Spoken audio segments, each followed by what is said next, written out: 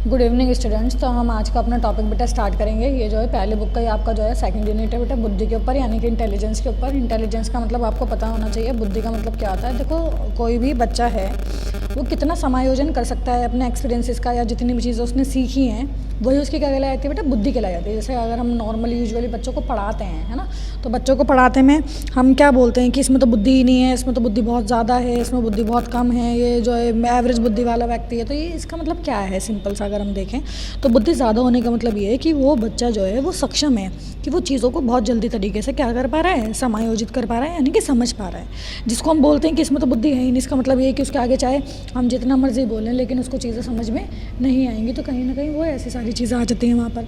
तो यहाँ पर हम बुद्धि के ही बारे में पढ़ेंगे कि इंटेलिजेंस क्या होता है, उसका मीनिंग क्या होता है, सही है, किन किन बेसिस पर जो है जो बुद्धि होती है वो डिपेंड करती है, कौन कौन से फैक्टर्स होते हैं जो बुद्धि को जो है इफ़ेक्ट कर सकते हैं। अगर हम सिंपली बात करें बुद्धि के बारे में तो इसकी जो सिंपल डेफिनेशन होती है वो ये होती है कि किसी भी कार्य को विविधपूर्ण पूर्वक और बिना किसी कठिनाई के करना बुद्धिमत्ता का प्रतीक समझा जाता है। यानी कि अगर हम किसी काम को बिना किसी प्रॉब्लम के या फिर बिना किसी चीज़ों के कर सकते हैं, क्लियरली देख पा रहे हैं या फिर सुन पा रहे हैं, या अगर हम किसी चीज़ को समझ पा रहे हैं, पहली बार में हमें कोई चीज़ समझ आ रही है, हमें प्रॉब्लम फेस करनी नहीं पड़ रही है, तो हम ये बोलेंगे कि हाँ जी उसका इंटेलिजेंस लेवल क्या है, थोड़ा सा अच्छा है, इंटेलिजेंस है, यानी कि वो जो है उसके अंदर जो है बुद्धि है। तो बुद्धिमत्ता जो होती है, सही है, बुद्धिमत्ता बोलते हैं, यानी कि इंटेलिजेंट बच्चा जिसे हम बोल देते हैं। तो एक नॉर्मल एवरेज बच्चा भी जिसका एक एवरेज IQ है, तो IQ का इफेक्ट जो है ना आपके इंटेलिजेंस लेवल पर पड़ता तो है, लेकिन इतना डायरेक्ट इफेक्ट नहीं पड़ता।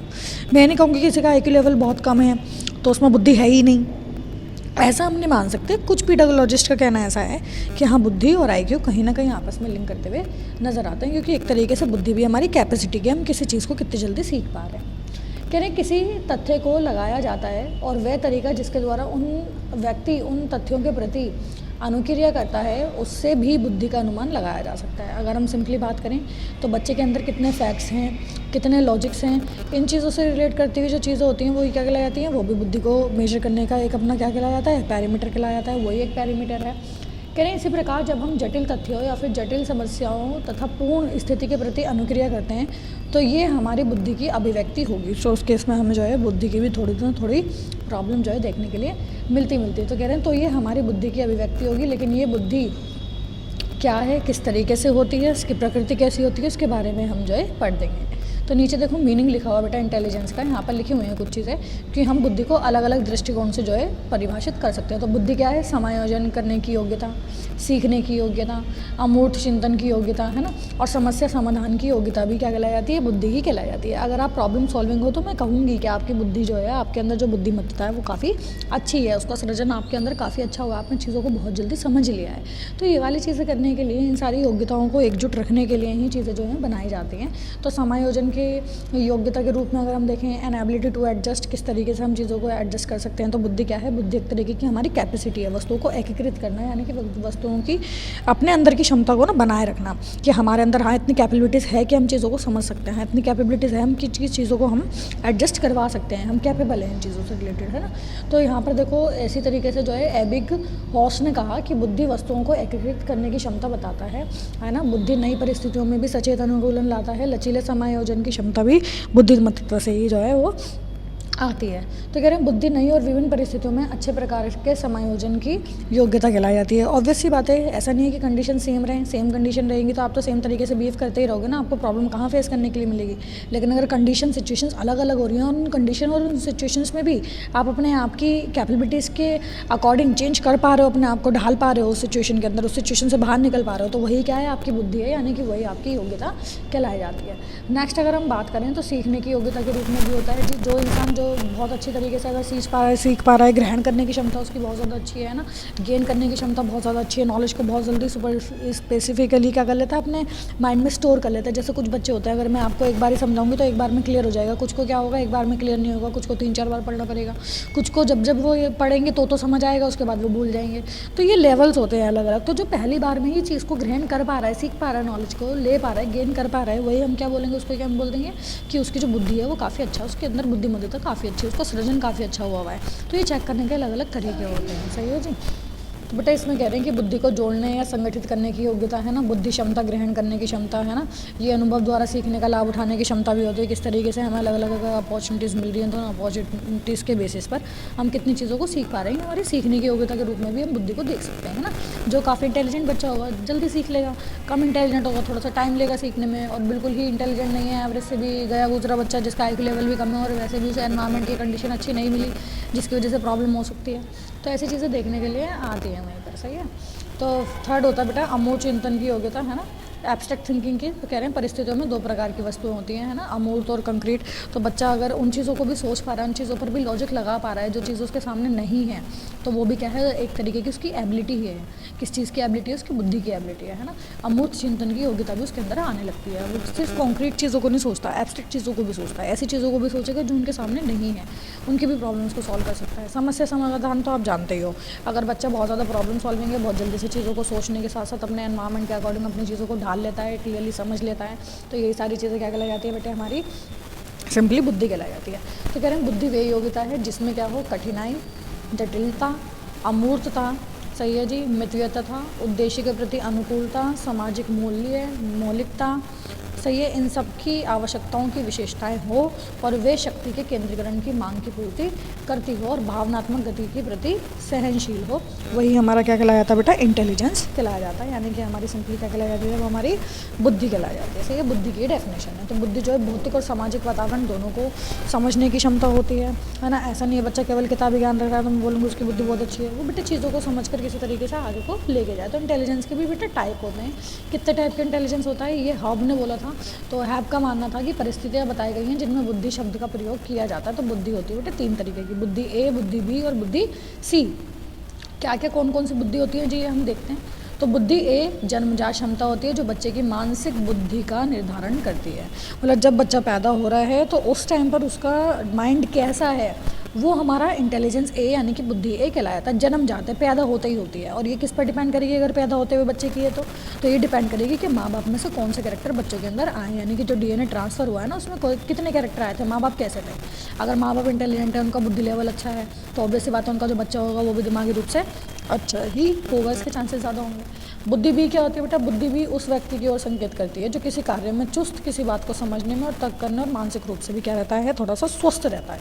तो बुद्धि सी जो होती है ये वह बुद्धि है जो बुद्धि उपलब्धता करती है और जो अंक किसी बुद्धि परीक्षण द्वारा प्राप्त किए जाते हैं। मतलब बुद्धि सी इंटेलिजेंस क्या है, जब आपको चेक किया जाता है, आपके मार्क्स वगैरह आते हैं तो उसमें हम जो बोल देते हैं ना कि ये बच्चा इंटेलिजेंट है, वो हमारा इंटेलिजेंस सी है, यानी कि बुद्धि सी कहलाई जाती है।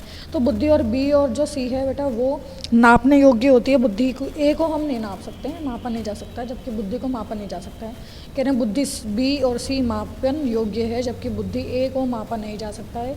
ये मात्रा धारण या फिर संप्रत्यय ही है। अगर हम बात करें सिंपली एक तरीके से हम मेजर कर भी लें, लेकिन कहीं ना कहीं वो जो मेजरमेंट है, बुद्धि को नापने की जो क्षमता है, वो कहीं ना कहीं बेटा एक जैसी नहीं होती।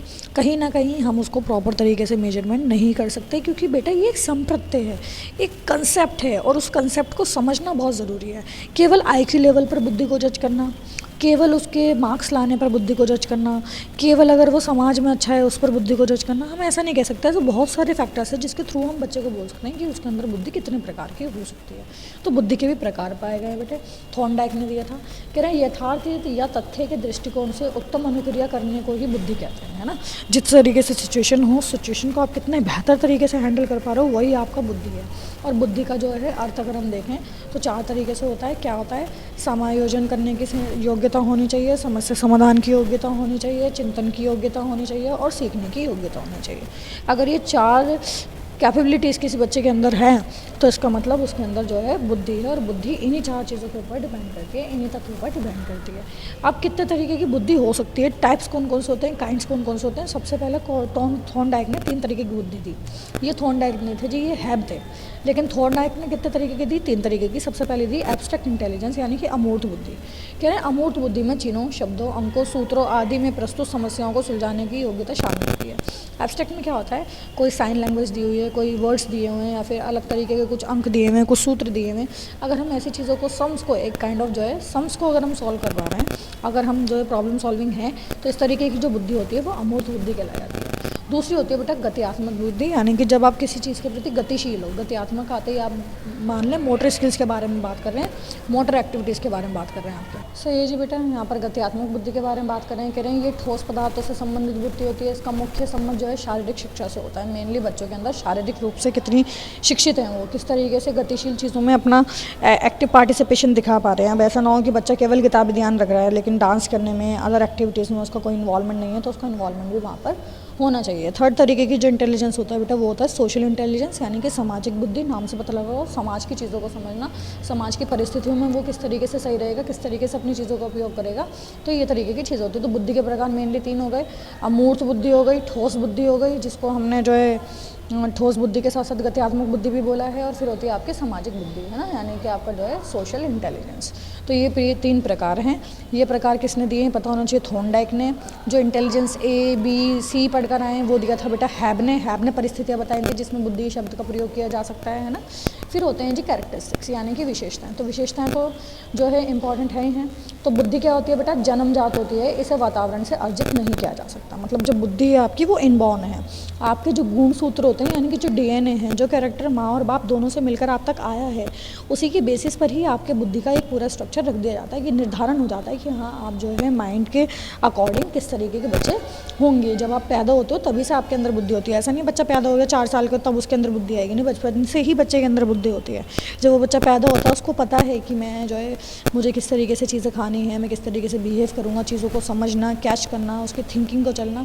तो एक दिन के बच्चे के अंदर भी थिंकिंग प्रोसेस होता है। अब क्या थिंकिंग प्रोसेस होगा वो मैं नहीं कह सकती, सही है।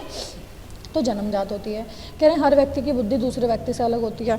कॉमन सेंस की बात है भाई। अगर मैं आपको पढ़ा रही हूँ, हम लोग यहाँ बैठे हुए 5 लोग हैं, तो हम 5 का जो इंटेलिजेंस लेवल होगा वो क्या होगा, अलग होगा। कोई भी एक इंसान किसी दूसरे जैसा हो ही नहीं सकता, क्योंकि ये तो हम शुरुआत से पढ़ कर आ रहे हैं कि सबके अंदर क्या होते हैं, इंडिविजुअल डिफरेंसेस होते हैं। तो अगर सबके अंदर इंडिविजुअल डिफरेंसेस हैं तो क्या होगा, सिंपली हम ये मान सकते हैं कि अगर सबके अंदर इंडिविजुअल डिफरेंसेस है तो बुद्धि के अंदर भी इंडिविजुअल डिफरेंसेस आएंगे ही आएंगे। एक इंसान कभी किसी दूसरे जैसा नहीं हो सकता। लैंगिक भिन्नताओं के कारण बुद्धि में भिन्नता नहीं आती, सही है। सेक्स डिफरेंसेस की वजह से ऐसा नहीं है कि बुद्धि लेवल कम होगा, जैसे हम सुनते हैं कि भाई औरतों में दिमाग कम या आदमियों में ज़्यादा होता है, या आदमियों में दिमाग कम औरतों में ज़्यादा होता है, ऐसा कोई सीन नहीं होता है, सही है। अगर आप जो है सेक्सुअली भी आप अलग अलग हो, सही है, एक लड़का है एक लड़की है, तो दोनों के अंदर बुद्धि का लेवल क्या होगा बेटा, सेम होगा। ऐसा नहीं है कि बुद्धि की जो भिन्नताएं हैं वो लैंगिक भिन्नताओं की वजह से आएंगी, सही है। किशोरावस्था के मध्य तक बुद्धि का विकास रुक जाता है। अगर हम देखें तो जितना भी हमारा बुद्धि का विकास हो रहा होता है वो 13 से 14 साल तक होता है, उसके बाद रुक जाता है। एडोलेसेंस स्टेज में बुद्धि का विकास नहीं होता। कह रहे हैं वातावरण, प्रशिक्षण और शिक्षा भी बुद्धि को प्रभावित करती है। तो किस तरीके का हमारा एनवायरनमेंट है, हम किस तरीके की एजुकेशन सिस्टम को ले रहे हैं। जब हम बोलते हैं ना कि एक अनपढ़ से ज़्यादा पढ़े लिखे में समझे, तो इसका कहने का मतलब ये नहीं कि उसके अंदर बुद्धि नहीं है, बुद्धि उसके अंदर है, लेकिन शिक्षा उसने ग्रहण नहीं करी, तो वो चीज़ों को इतना ज़्यादा प्रॉब्लम सॉल्विंग नहीं बन पाएगा। हाँ, अगर उसने कहीं ना कहीं पढ़ाई लिखाई करी होती तो थोड़ा उसको समाज के बारे में, थोड़ा समाज में किस तरीके से अच्छा बिहेव कर सकता हूँ, उस चीज़ों के बारे में उसे पता होगा। कह रहे हैं वंशानुक्रम का बुद्धि पर प्रभाव पड़ता है। कॉमन सेंस की बात है, माँ बाप दोनों मेंटल हैं तो बच्चे के मेंटल होने के चांसेस ज़्यादा हैं। दोनों माँ बाप इंटेलिजेंट है, बच्चे के इंटेलिजेंस होने के चांसेस बहुत ज़्यादा हैं। बुद्धि और ज्ञान में गहरा संबंध होता है, ऑब्वियस सी बात है। जितना ज़्यादा आप नॉलेज को गेन करोगे उतना ही ज़्यादा आपकी बुद्धि जो है वो अच्छी होती चली जाएगी। इवन बुद्धि अच्छी है तभी आप नॉलेज को गेन कर सकते हो। आप कैसे भी इस स्टेटमेंट को यूज़ कर सकते हो, भी आपको पता होना चाहिए कि दोनों के बीच काफ़ी ज़्यादा इंटर रिलेशनशिप पाई जाती है। कह रहे हैं नेक्स्ट है सीखने में, समायोजन करने में बुद्धि बहुत जो है सहायक होती है। ये भी बात सही है जी, सही है। अगर हम सिंपली बात करें तो कोई चीज़ अगर हम सीख पा रहे हैं, किसी चीज़ का समायोजन कर पा रहे हैं, जोड़ पा रहे हैं चीज़ों को, एकजुट कर पा रहे हैं चीज़ों को, तो वो सब क्या कहलाती है हमारी बेटा, बुद्धि ही कहलाई जाती है ना। ये भी बुद्धि है। बुद्धि जटिल समस्याओं को हल करने में सहायक होती है। अगर आपके अंदर बुद्धि है तो आप कोई कॉम्प्लेक्स चीज़ को भी बहुत जल्दी से ठीक कर पाओगे। इवन जल्दी भी नहीं कर पाओगे, टाइम भी लोगे, लेकिन ऐसा नहीं है कि आप हार मान लोगे कि हाँ मैं इस चीज़ को सॉल्व नहीं कर सकता। अगर बुद्धि है तो आप रास्ता कहीं ना कहीं से निकाल ही लोगे। लेकिन आपके अंदर बुद्धि ही नहीं है तो आपको सिंपल चीज़ भी ऐसा लगेगा कि पता नहीं कितनी ज़्यादा कॉम्प्लेक्स है, मैं इस चीज़ को कितने तरीके से ठीक कर पाता हूँ। कह रहे हैं बुद्धि अनुभवों को एकीकृत करने की योग्यता कहलाई जाती है ना। किस तरीके से हम अलग अलग अनुभवों को योग्यताओं के अनुसार एकीकृत कर सकते हैं। कह रहे हैं सामाजिक परिस्थितियों का सामना करने की कुशलता होती है, समाज में अपने आप को ठीक कर सकते हैं। बुद्धि एक तरीके की योग्यता ही नहीं है, जबकि अलग अलग योग्यताओं को इकट्ठा कर रखना, अपने अंदर उसका समायोजन करना ही बुद्धि कहलाया जाता है। तो इसमें 12-13 पॉइंट है बेटा, कोई भी 10 पॉइंट आप जो है इनमें से याद कर लेना। ये विशेषताएं हैं, बहुत सारी दी हुई हैं, मेमोरी के ऊपर भी, टैलेंट के ऊपर भी, है ना। बुद्धि प्रतिभा भी नहीं होती, ऐसा भी नहीं है कि सिर्फ प्रतिभा है, ऐसा भी नहीं है केवल गतिशील व्यक्ति होगा वही है। तो अलग अलग थ्योरीज हैं। तो सबसे पहले हम जो बुद्धि की थ्योरी पढ़ते हैं, यानी कि इंटेलिजेंस की थ्योरी पढ़ते हैं, सही है जी। तो कह रहे हैं थ्योरी ऑफ इंटेलिजेंस। तो यहाँ पर देखो बेटे एक चीज़ दिया हुआ है, सही है, क्या बताया हुआ है हमें दिया हुआ है कि बुद्धि की प्रकृति और स्वरूप को समझने के लिए बुद्धि को विभिन्न सिद्धांतों पर जो है विभिन्न जो अलग अलग सिद्धांतों में वर्णन किया गया है। तो उसके अलग अलग सिद्धांत हैं। सबसे पहला सिद्धांत होता है बेटा इकाई का सिद्धांत, फिर होता है समूहकारक का सिद्धांत, फिर होता है बहुकारक सिद्धांत यानी कि मल्टीपल फैक्टर थ्योरी है, टू फैक्टर थ्योरी है, ग्रुप फैक्टर थ्योरी है, यूनिटरी थ्योरी है, सही है, कैलेस थ्योरी है और थ्योरी ऑफ प्राइमरी मेंटलनेस है। तो एक एक थ्योरी को अलग अलग तरीके से हम समझेंगे। सबसे पहला है बेटा आपका इकाई का सिद्धांत यानी कि यूनिटरी और मोनार्किक थ्योरी। कह रहे हैं इस सिद्धांत का प्रतिपादन जॉनसन और स्टर्न ने किया था। इस सिद्धांत के अनुसार बुद्धि एकमात्र शक्ति है जो व्यक्ति की सभी क्रियाओं को प्रभावित करती है। उनका मानना यह था कि बुद्धि जो है वो केवल एकमात्र एक ऐसा पावर नेटवर्क है, एक ऐसे तरीके का पावर जो है आपका टूल है जिसके थ्रू आप सारी क्रियाएं कर सकते हैं उसके थ्रू, है ना। तो और प्रभावित भी करती है वैसी चीज़ को। लेकिन बिने और टर्नमन ने जो है इस बात पर बल दिया कि ये सभी मनोवैज्ञानिक बुद्धि को एक ही कार्य मानते हैं, अर्थात बुद्धि उत्तम निर्णय लेने की योग्यता कहलाई जाती है। यानी कि बुद्धि का मतलब क्या है, एकमात्र शक्ति, और उसके थ्रू हम क्या ले सकते हैं, अच्छे से अच्छे जो है कोई भी डिसीजन ले सकते हैं। तो बुद्धि का इकाई सिद्धांत सबसे पुराना सिद्धांत माना जाता है और इसे संकाय सिद्धांत के नाम से भी जानते हैं, यानी कि फैकल्टी थ्योरी के नाम से भी जाना जाता है। और 18 से लेकर 19वीं शताब्दी तक इसका जो है ज़्यादातर जो है इसका इस्तेमाल किया गया था। लेकिन इसमें काफ़ी सारे दोष भी हैं। कौन कौन से दोष हैं वो पढ़ेंगे। सबसे पहले चीज़ क्या होती है बेटे, यदि कोई व्यक्ति एक कार्य में बुद्धिमान है तो इस सिद्धांत के अनुसार उसे दूसरे कार्य में भी बुद्धिमान होना चाहिए, लेकिन ऐसा ज़रूरी नहीं है। अगर कोई बच्चा जो है क्लास में फर्स्ट आ रहा है तो मैं ये नहीं कह सकती कि वो जो है रनिंग करने में भी फर्स्ट आ जाएगा, नहीं आ सकता ना। बुद्धि बहुत तरीके की होती है। अभी हम आगे जो है गार्डनर की थ्योरी पढ़ेंगे तो गार्डनर की थ्योरी उन्होंने यही बताया है कि बुद्धि केवल एक तरीके की नहीं होती, बुद्धि के बहुत तरीके के प्रकार होते हैं। हर इंसान में वो बुद्धि अलग तरीके से हो सकती है। अभी भी हम 3 प्रकार पढ़कर आए थे कि बुद्धि अमूर्त की भी हो सकती है, अमूर्त चिंतन की भी, ठोस की भी हो सकती है और जो है समाज की भी हो सकती है। सामाजिक इंटेलिजेंस भी आया था उसमें, है ना, सोशल इंटेलिजेंस भी। कह रहे हैं दूसरा क्या है, ये सिद्धांत इसलिए भी अस्वीकार किया गया कि बुद्धि व्यक्ति की सभी क्रियाओं को प्रभावित नहीं कर सकती, सही है, जो कि सत्य नहीं है। सभी क्रियाओं को कैसे प्रभावित कर देगी जी, हमारी गतिशील चीज़ों को बुद्धि प्रभावित कर सकती है क्या, नहीं कर सकती है। चिंतन प्रोसेस को हाँ बुद्धि हमारी प्रभावित कर सकती है। कह रहे हैं कोई ऐसा तत्व नहीं बताया जा सकता जिससे बुद्धि को नापा जा सके या फिर बुद्धि का भाव जो है वो प्रकट किया जा सके। मतलब बुद्धि को मैं आपको शुरू से बता रही हूँ कि बुद्धि को प्रॉपर्ली हम मेजर नहीं कर सकते। हाँ IQ लेवल मेजर कर सकते हैं, बच्चे का IQ लेवल कितना है, बट बुद्धि को मेजर कैसे करोगे। ज़रूरी थोड़ी ना है बुद्धि एक इंसान में किसी पर्टिकुलर चीज़ के लिए अच्छी है तो दूसरी चीज़ के लिए भी अच्छी हो। तो इन सारी चीज़ों के बारे में कहीं ना कहीं प्रॉब्लम आती है। सेकंड था बेटा समूहकारक सिद्धांत यानी कि ग्रुप फैक्टर थ्योरी, जिसको ओलिगार्किक थ्योरी के नाम से भी जाना जाता है। तो समूह नाम से पता लग रहा है। तो कह रहे हैं बुद्धि का न्यायाधर्श या नमूने का सिद्धांत भी कहते हैं ना सिद्धांत को। कह रहे हैं सिद्धांत में जो है प्रोफेसर थॉमसन ने किया था। इस सिद्धांत के अनुसार बौद्धिक योग्यताएं जो है समूहों से जुड़ी होती हैं। ये समूह आपस में संबंधित नहीं होते, अर्थात इनका संबंध नकारात्मक होता है, नेगेटिव होता है ना, नेगेटिव तो होगा। कह रहे सिद्धांत के अनुसार एक बच्चा जो ज्ञान के एक समूह में बुद्धिमान होता है, संभव है कि वे दूसरे समूह में बुद्धिमान ना हो। उनका कहना यह था कि अगर मान लीजिए कोई बच्चा है, जैसे एग्जांपल ले लेते हैं, कोई बच्चा विज्ञान में क्या है, बुद्धिमान है ना, उसका साइंस में जो है वो बुद्धि अच्छी है, वह सामाजिक विज्ञान में बुद्धिमान नहीं हो सकता क्योंकि दोनों समूहों के बीच कोई संबंध नहीं है। उनका मानना ये था, लेकिन ऐसा तो नहीं होता। अब कोई इंसान अगर क्लास में फर्स्ट आ रहा है, इसका मतलब उसके मैथ्स में भी नंबर अच्छे होंगे, उसके साइंस में भी अच्छे हैं, उसके इंग्लिश में भी अच्छे हैं, उसके सामाजिक विज्ञान में भी अच्छे हैं, तो उसके तो हर सब्जेक्ट में नंबर अच्छे आ रहे हैं, जबकि हर सब्जेक्ट के एक दूसरे से कोई लिंक नहीं है ना। तो इनका सिद्धांत भी क्या हो गया था बेटा, जो है उसको भी स्वीकार नहीं किया गया था, अस्वीकार करा था। इसके भी कुछ जो है तकनीक जो है तकनीकों पर आधारित है। क्या बोला गया था कि हर व्यक्ति के पास विभिन्न मानसिक योग्यताएं होती हैं। जब व्यक्ति ने कोई कार्य करना होता है तो वो उन योग्यताओं का इस्तेमाल करता है और नमूनों का इस्तेमाल करता है। बहुकारक सिद्धांत यानी कि मल्टी फैक्टर थ्योरी, ये थॉर्नडाइक ने दिया था, सही है जी, उन्होंने बताया था। कह रहे हैं इस सिद्धांत के अनुसार बुद्धि विशेष और स्वतंत्र मानसिक योग्यताओं से बनी होती है। कह रहे हैं इन स्वतंत्र मानसिक योग्यताओं के बीच कोई महत्वपूर्ण संबंध नहीं होता है। इस सिद्धांत के अनुसार व्यक्ति की एक क्षेत्र में कार्य करने की योग्यता से ये अनुमान नहीं लगा सकते कि वो किसी दूसरे क्षेत्र में किस तरीके से काम करेगा। अगर मैं बोलूँ कि एक बच्चे के मैथ्स में 100% मार्क्स आ रहे हैं तो मैं ये जज नहीं कर सकती कि साइंस में भी उसके 100 आएंगे या नहीं आएंगे। मैं ये भी नहीं कह सकती कि 100 ही आएंगे, मैं ये भी नहीं कह सकती कि 100 नहीं आएंगे। हो सकता है वो 100 ले आए, हो सकता है वो 100 ना लाए। तो किसी एक पर्टिकुलर एक तरीके की क्रियाओं में उसका किस तरीके का रिजल्ट है, उसका किस तरीके से योगदान है, उससे मैं किसी दूसरे पर जो है उसको साबित नहीं कर सकती हूँ। वो कहीं ना कहीं जो है मुझे नुकसान देगा ही देगा। कह रहे हैं ये स्वतंत्र मानसिक योग्यताएं संख्यानात्मक तर्क, शब्द भंडार और वर्गीकरण पर आधारित होती हैं। कह रहे हैं ये सिद्धांत ये मानता है कि प्रत्येक कार्य विभिन्न योग्यताओं की अपेक्षा रखता है। कई बार वे कार्य केवल 1 या 2 बार की योग्यताओं की अपेक्षा करते हैं। कभी कभी क्या होता है कि 2 कार्यों में किसी व्यक्ति के 50 अंक हैं तो इसका अर्थ ये है कि उन कार्यों में 2 या 3 या 3 से अधिक कारक विद्यमान होंगे और ये कारक उनकी योग्यताओं में आपस में से संबंधित होंगे। सही है। एक तरीके से थॉर्नडाइक ये निष्कर्ष निकालते हैं कि कुछ कारक होते हैं जो अपनी भूमिका निभाते हैं और उनका आपस में क्या होता है, से संबंध भी होता है। ये एक संकेत भी मिलता है कि इन कार्यों में कुछ कारक क्या हैं, कॉमन भी हो सकते हैं। तो बहुकारक सिद्धांत जो था, जो थॉर्नडाइक ने मल्टीपल फैक्टर थ्योरी दी थी, उनका मानना केवल यही था कि एक व्यक्ति अगर एक चीज़ में अच्छा है तो उसके बेसिस पर हम किसी दूसरे चीज़ पर उसको जज नहीं कर सकते, क्योंकि बहुत सारे कारक जो है ना वर्किंग होते हैं, वो कार्य कर रहे होते हैं कहीं ना कहीं। द्विकारक सिद्धांत यानी कि टू फैक्टर थ्योरी स्पर्समैन ने दी थी। उसने अपने सिद्धांत के बुद्धि के दो कारक बताए। कह रहे हैं इस सिद्धांत के संबंध में तकनीक का प्रयोग किया गया। इन दो कारकों में पहला कारक था जी फैक्टर और दूसरा था जी एस फैक्टर। कह रहे हैं जी कारक को जनरल फैक्टर और एस कारक को जो है स्पेशल फैक्टर बोला गया। कह रहे हैं कार्य को सफल रूप से संपन्न करने के लिए दोनों सामान्य और विशिष्ट कारकों की आवश्यकता होती है। प्रत्येक बौद्धिक कार्य में जी और एस दोनों ही भाग लेते हैं। स्पर्समैन ने कहा कि विभिन्न मानसिक कार्य एक दूसरे से संबंधित, ऑब्वियस सी बात है। एक पर्टिकुलर एक चीज़ ही थोड़ी ना होगी, अगर हम जितनी भी क्रियाएं करें कहीं ना कहीं वो हमारी क्रियाएं एक दूसरे से इंटरलिंक्ड करते हैं, जुड़ी हुई हैं।